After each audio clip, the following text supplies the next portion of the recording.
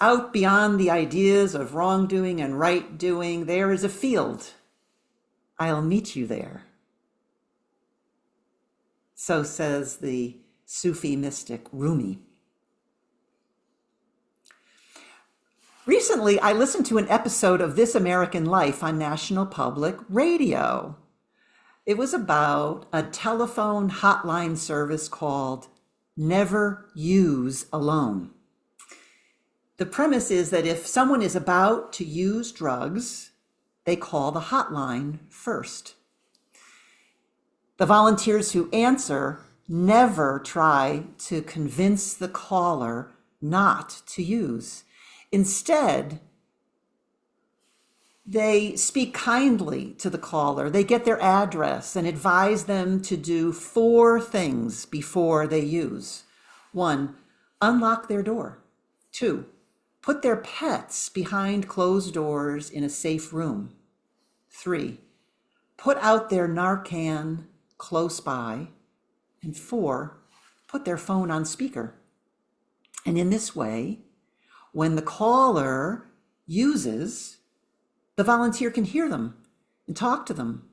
And if they hear signs that they're overdosing, they call the EMTs, who can get in easily and quickly to perform life-saving treatment since the door is open, the pets are contained, and the Narcan is close. The point of the service is not to finger wag, but to keep the caller alive. So the radio show interviewed a volunteer, and her name was Jessie. And she began doing this kind of volunteering when her own daughter had been using drugs for a period of time. And Jessie realized, looking back on it, that her methods, her chosen methods of coercion, correcting, quarreling, and shaming were just not working. So she changed her methods. She had a change of heart, a change of mind. She realized that keeping her daughter alive was more important than being right. In our gospel today, John the Baptist preaches a change of heart and mind. It says that he proclaimed a baptism of repentance.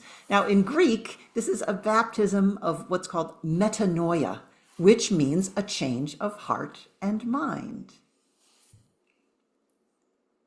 What needs to change? What isn't working? What is more important than being right? There's this theologian named John Shea, and he says that while it's very true and right and correct that sin is real and should not be denied, we have indeed been sinned against, and we have indeed sinned against others, and there's no denying it. But nevertheless, when we dwell incessantly within the dust cloud of sin, focusing only on that, then sin comes to define us. It sticks to us. We are sinned against, so we learn then to wound others. And the dust in the dust cloud of sin swirls around our sweaty skin and sticks there.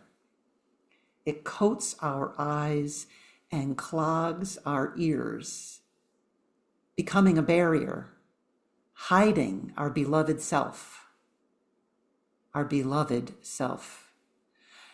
We experience day by day this stickiness between who we are versus the wrongs done to us and by us.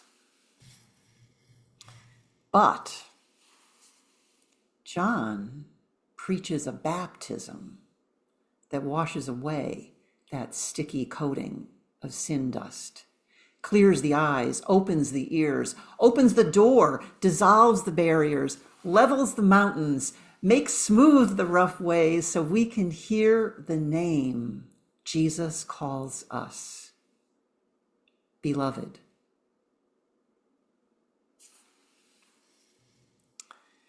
When each of my children was baptized, after they emerged from the font, they were wrapped in a soft white towel and lifted up. as the whole congregation sang, "You are God's great work of art, fashioned with great love." Never Use Alone volunteer Jesse often hears from a particular caller named Kimber. They text one another. They become friends who have never met face to face. Jesse tells Kimber, "Always call me sweetheart. That's why I'm here." And then Kimber goes missing for 2 years. And Jesse is so deeply worried, day by day, week by week, month by month. And finally, she hears from Kimber, who has a new phone number and a new address. She's gone to rehab. She's been clean for a year. So she talks to Jesse and she laments all that time wasted on drugs. And Jesse tells her, "You have not been wasting time, honey. You have been preparing. Everything you have done has made you ready for this moment. You have prepared."